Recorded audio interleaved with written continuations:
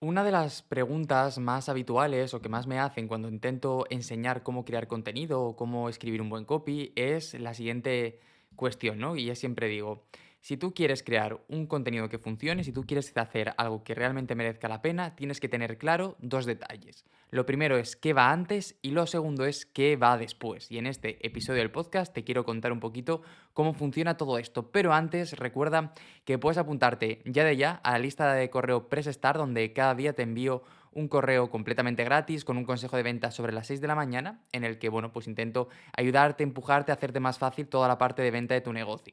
Si eres copywriter, podrás utilizar estas estrategias para aplicarlas con esos clientes y si no lo eres y tienes un negocio, podrás aplicarlas en ti mismo. O sea que al final todos ganamos. Si todo esto está listo y todo esto está preparado, vamos ya con el episodio de hoy.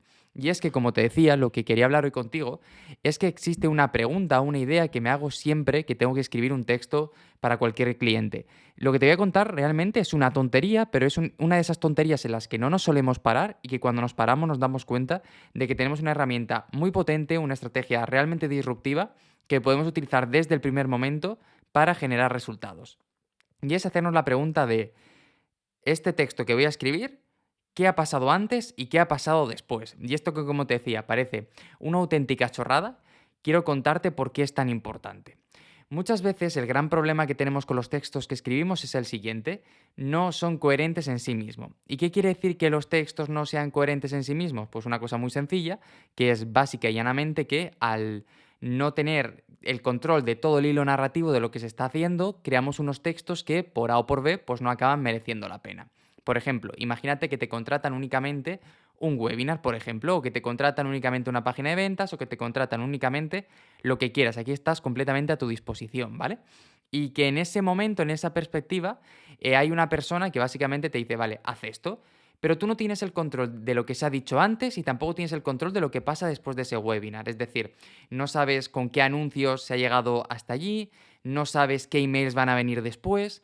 Y esto te pone en una posición, pues, de jaque, básicamente, porque al no entender qué estímulos se le han tocado antes de empezar y al no comprender qué viene justo después, estás en una situación de decir, Houston, tenemos un problema, no tengo nada claro cómo va a funcionar todo esto que estamos haciendo ahora mismo.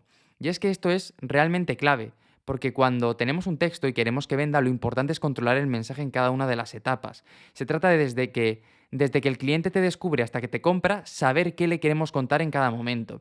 Me habéis escuchado decir hasta la saciedad por qué la inteligencia artificial no es un enemigo para el copywriter, y es básicamente porque por mucho que funcione bien, por mucho que vaya a las mil maravillas, por mucho, siempre va a necesitar saber qué pasa antes y qué pasa después. Sin esto no funciona. Necesitará saber cuál es el punto que hay antes de que empiece el negocio a funcionar, perdón, de que le mandemos el mensaje y qué pasa después de ese mensaje.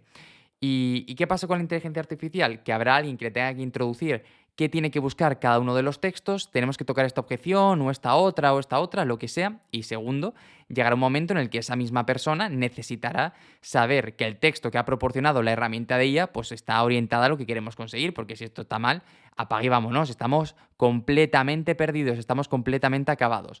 Por lo tanto, ya lo que voy, si realmente queremos un texto que funcione, debemos hacernos las preguntas muy sencillas. ¿Qué ha pasado antes de lanzar ese texto y qué va a pasar después? ¿Con qué he tocado antes y cómo puedo continuar ese mensaje y qué va a pasar después para que todo lo que haga no reste, que realmente sume a lo que estamos haciendo?